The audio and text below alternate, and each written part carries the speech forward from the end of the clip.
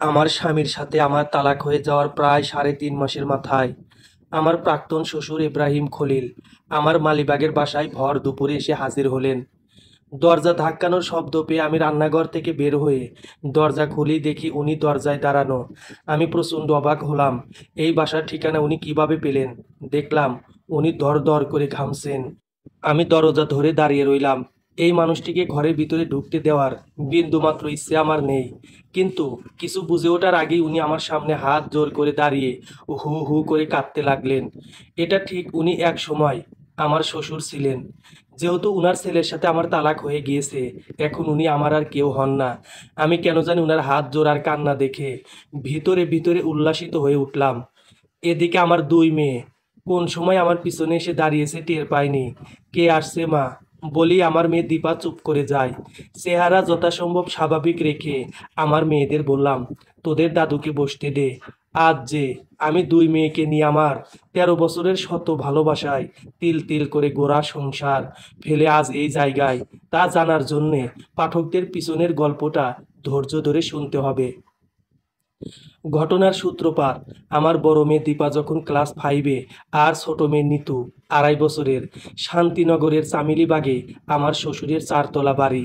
বিয়ের পর এই পরিবারে এসে আমি শাশুড়িকে পাইনি, উনি আগেই মারা গিয়েছিলেন। তবে আমার বড় জায়ের কাছে শুনেছি উনি চুপচাপ ধরনের ছিলেন, বেশিরভাগ সময় অসুস্থই থাকতেন। আমার স্বামীরা ছিল ৩ ভাই ১ বোন। আমার হাজবেন্ড ইমরান ছিল মেজো। আমি এই বাড়িতে আসার বছরখানেক পর একমাত্র ননদের বিয়ে হয়ে যায়। আমার বর একটা সরকারি চাকরি করতেন। মাসে ২-১ বার অডিটের কাজে তাকে বাইরে যেতে হতো। আর ছিল ছোট দেবর, সে বড় ভাইয়ের মানে আমার ভাসুরের সাথে ছোটখাটো ব্যবসা করত। আমরা বাড়ির নিচতলাটায় সবাই একসাথেই থাকতাম। বাকি দোতলা ৩ তলা আর ৪ তলা ভাড়া দেওয়া ছিল। আমার শ্বশুর নিজ হাতেই সব দেখাশোনা করতেন। বাড়ি ভাড়ার টাকায় এই সংসার চলতো। উনি ছেলেদের কাছে থেকে টাকা পয়সা নিতেন না, পেনশন পেতেন। রাশভারী মানুষ ছিলেন। ছেলেরা মাঝে মাঝে বাবার হাতে হয়তো কিছু দিত, তবে তা বাধ্যবাধকতা ছিল না।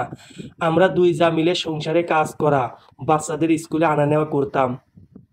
একেবারে মধ্যবিত্ত টিপিক্যাল ফ্যামিলি যাকে বলে। একদিন আমার বড় মেয়েটাকে ওর ডে শিফটের স্কুলে দিয়ে হেঁটে হেঁটেই বাড়ি ফিরছিলাম। হঠাৎ আকাশ কালো করে এমন ঝমঝমিয়ে বৃষ্টি নামলো। আমি পরিমরি করে বেইলি রোডের একটা খাবারের দোকানে ঢুকে পড়লাম। খাবারের দোকানে শুধু শুধু তো আর বসা যায় না, তাই একটা স্যান্ডউইচের অর্ডার দিয়ে ওনার দিকে এক জায়গায় বসলাম। আমি গালে হাত দিয়ে বৃষ্টি থামার অপেক্ষায় আছি। ছোট মেয়েটা আমার জায়ের কাছে রেখে এসেছি। ঠিক সেই সময়ই আমার অর্ডার করা স্যান্ডউইচ হাতে এমন একজন সামনে এলো যে তাকে দেখে আমি প্রায় হতভম্ব। ও আল্লাহ, আসাদ তুই! বলে প্রায় চিৎকার করে উঠলাম। আসাদকে দেখলাম কিছুটা বিব্রত। ওর পরনে এই দোকানের খাবার পরিবেশনকারীদের ড্রেস। ও তাই হয়তো লজ্জায় খানিকটা বিব্রত। তাছাড়া ও বরাবরই মুখ চোরা। আমি আসাদের হাত ধরি। আসলে ওর সাথে আমার সম্পর্কটা এমনই ছিল। আমি আর ও একই সাথে স্কুলে পড়েছি। আর্থিক অনাটনের কারণে এসএসসির পর ও আর পড়তে পারেনি। আমরা সরিষাবাড়িতে একই পাড়ায় পাশাপাশি বাড়িতে বড় হয়েছি। সারাক্ষণ ও আমাদের বাসায় পড়ে থাকতো। আম্মাও অনেক স্নেহ করতেন।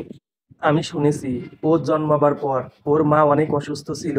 সেই সময় আমি আম্মার বুকের দুধ খাই। আম্মা নাকি ওকেও দুধ খাইয়েছেন। আমি ওর থেকে ২-২.৫ মাসের বড়। আসাদকে আমার বাসার ঠিকানা দিয়ে পই পই করে বলি যেন বাসায় আসে। শুনলাম বিয়েও করেনি। আহারে, আসাদের মলিন মুখটা দেখে কি যে কষ্ট লাগছে। এর মধ্যে বৃষ্টি থেমে যায়। আমি ওর থেকে বিদায় নিয়ে বাসায় ফিরি। এর পরের ব্যাপারগুলো খুবই স্বাভাবিক। আসাদ একদিন এসে আমার শ্বশুরবাড়িতে হাজির হয় এবং দিনে দিনে যথারীতি সে এই পরিবারের একজন সদস্যে পরিণত হয়। এরপর থেকে কোনো কিছুর দরকার পড়লেই আসাদ, আগেই বলেছি, আমার বর ইমরান অডিটের কাজে বাইরে যেত। সেবার ইমরান অডিটের কাজে ১ সপ্তাহের জন্য শেরপুর গেল। সেদিন বাসায় শুধু আমি আর আমার ছোট মেয়েটাকে নিয়ে বারান্দায় কাজের ছোট্ট মেয়েটা খেলছে। দীপা স্কুলে, আমার যাও বাসায় নেই। মাইগ্রেনের ব্যথায় আমি ঘর অন্ধকার করে শুয়ে আছি। সেই সময় আসাদ এলো। দেখলাম ও হাঁপাচ্ছে। আমি কোনো রকমে চোখ খুলে বিছানায় বসতে বসতে বললাম, কি রে, এই সময় আসছিস কেন? কি হয়েছে, হাঁপাচ্ছিস কেন? আসাদ কিছু বলার আগেই আমি দেখলাম ইমরান ঘরে এসে ঢুকলো। ঢুকলো। আমি কিছু বুঝে ওঠার আগেই ইমরান আসাদের টি শার্টের গলার কাছটায় টেনে ধরে হিড় হিড় করে টেনে নিয়ে এমন মারতে লাগলো যে ওর নাক দিয়ে রক্ত পড়তে লাগলো। আমি চিৎকার করে বললাম, কি হয়েছে? এই, কি হয়েছে? ওকে মারতেছিস কেন? ইমরান আসাদের গেঞ্জি ধরে ঝাঁকাতে ঝাঁকাতে বলল, হারামজাদা, আমার বউয়ের সাথে বিছানায় গিয়েছিস, প্রেম করিস। আমি ইমরানের কথা শুনে স্তব্ধ হয়ে খাটের ডাসা ধরে কাঁপতে কাঁপতে লজ্জা আর অপমানে অজ্ঞান হয়ে গেলাম। আসাদ কখন চলে গেছে বা পরে কি হয়েছে কিছুই জানি না। আমার জ্ঞান ফেরার পর দেখলাম আমার চারিপাশে বাসার সবাই। দীপাও চলে এসেছে স্কুল থেকে। ওকে দেখলাম দরজার এক কোনায় দাঁড়িয়ে দাঁড়িয়ে কাঁদছে। কেউ আমার কাছে আসছে না, যেন আমি কোনো আসামি। এই ঘটনার পর থেকে প্রতিনিয়ত কথায় কথায় ইমরান আমার গায়ে হাত তুলতে থাকে। অদ্ভুতভাবে বাসার সবাই বিশ্বাস করতে থাকে যে আমার সাথে আসাদের অনৈতিক সম্পর্ক আছে। এমনকি আমার বড় ভাই বোন, আম্মা পর্যন্ত আমাকে অবিশ্বাস করেছে। তারা নানাভাবে আমাকে আজে বাজে কথা বলেছে। একদিন সহ্য করতে না পেরে আমি দীপা আর নিতুকে নিয়ে রাগ করে আমার বান্ধবী শিরিনের বাসায় চলে আসি। অন্যের বাসায় এভাবে কয়েকদিন থাকা যায়। তাছাড়া দেখলাম মেয়েরা থাকতে চাচ্ছে না। আবার পরের দিন থেকে রোজা শুরু। আমি চলে এলাম আর শিরিন বারবার বলল, ইফতারি করে যা। আমি বললাম, বাসায় গিয়ে করব।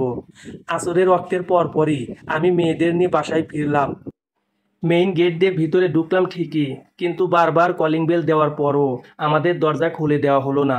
আমার শ্বশুর একবার বেরিয়ে এসে গ্রিল দেওয়া বারান্দায় দাঁড়িয়ে বললেন, তোমরা কেউ আর এই বাসার ভিতরে ঢুকতে পারবা না। যেখানে গিয়েছিলে সেখানে যাও। আমি আমার মেয়েদের নিয়ে রোজা অবস্থায় গ্রিল দেওয়া দরজার বাইরে মাগরিবের আজানের সময় পর্যন্ত রোজা মুখে বসে থাকলাম। মাগরিবের আজান দিচ্ছে আর আমি মেয়েদের হাত ধরে উঠে দাঁড়ালাম। মুখে কিছুই বললাম না। অনেক পিশাচের গল্প শুনেছি, আজ নিজের চোখে দেখলাম।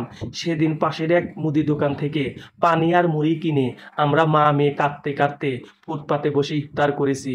উপায় না পেয়ে সেদিন আমার মেজ বোনের রামপুরার বাসায় এসে উঠলাম। আমাদের দেখে আমার মেজ বোন মুখে কিছু বলল না ঠিকই, তবে ওর মুখে ভাবভঙ্গি দেখে ঠিকই বুঝলাম আমরা তার কাছে কতটা বিরক্তিকর। আসলে সবাই ইমরানের কথাই বিশ্বাস করেছিল। একটা মিথ্যা সত্যিতে পরিণত হয়েছিল। আমরা তিনজন পরের দিন সকালবেলায় মেজ বোনের বাসা থেকে বেরিয়ে আবার শিরিনের বাসায় গেলাম। শিরিনি ওদের বাড়ির চিলেকোঠার ঘর পরিষ্কার করে আমাদের থাকার ব্যবস্থা করে দিল।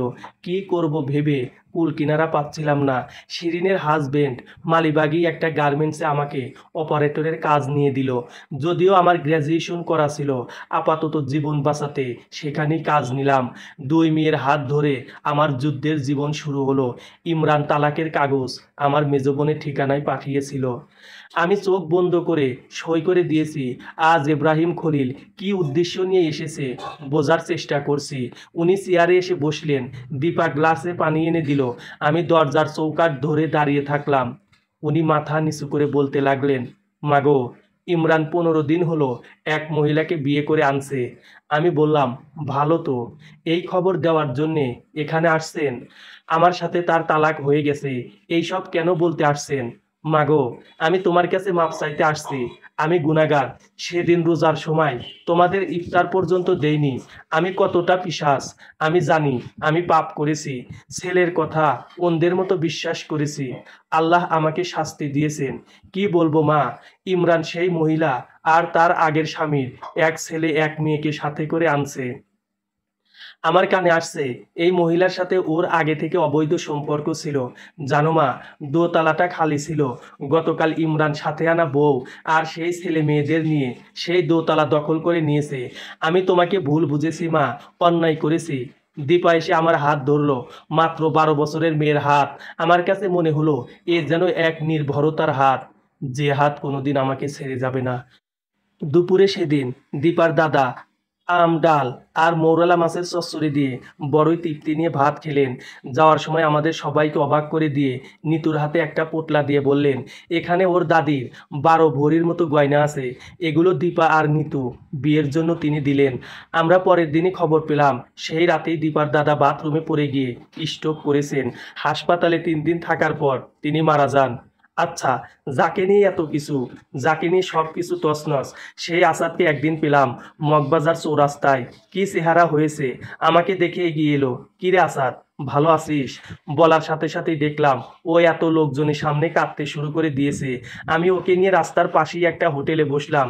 মোগলাই আর চায়ের অর্ডার দিয়ে বললাম, এবার বল।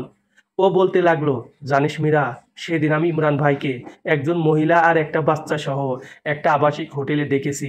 উনিও আমাকে দেখেছেন। আমি সেদিন সেই আবাসিক হোটেলে চাকরির ইন্টারভিউ দেওয়ার জন্য গিয়েছিলাম। সেদিন এই কথাটা বলার জন্যই তোর কাছে আসছিলাম। ইমরান ভাই নিজের দোষ ঢাকার জন্যে সেদিন এইসব করেছে।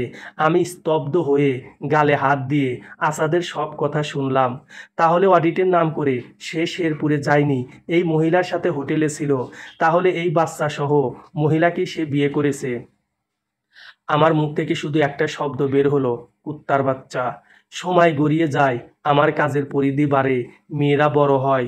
বড় মেয়ের বিয়ে দিয়েছি। বিয়ের সময় ওর চাচারা এসেছিল। দীপা বলে দিয়েছিল ওর বাপ যেন না আসে। নিতু এখন বিশ্ববিদ্যালয়ে, ভাই বোনেরা মাঝে মাঝে আসে, আমি না করি না। আম্মাও নেই। বাচ্চাদের মানুষ করতে গিয়ে নিজের দিকে তাকায়নি। এই একটা লোক আমার জীবন নিয়ে জুয়া খেলেছে। তাকে আমার কি করা উচিত? এই শহরটা বড্ড ছোট, জানেন। মাঝে মাঝে এই লম্পটটার সাথে রমনা পার্কে আমার দেখা হয়। রোজ ভোরে হাঁটতে আসি। আমাকে দেখলেই সে উল্টো দিক ঘুরে দৌড়তে থাকে। কারণ কি জানেন? প্রথম যেদিন দেখা হলো, ও আমার কাছে এসে ইনিয়ে বিনিয়ে জানতে এসেছিল আমি কেমন আছি। এই সেই সেদিন আমি লম্পটটার কথার উত্তর না দিয়ে মুখ ভর্তি থুতু নিয়ে ওর মুখে ছিটিয়েছিলাম। এরপর থেকে আমাকে দেখলি প্রতারক লম্পটটা থুয়ের ভয়ে মুখ ঘুরিয়ে সোজা উল্টো দিকে দৌড়তে থাকে। সমাপ্ত। প্রতারক ও প্রতারণার গল্প।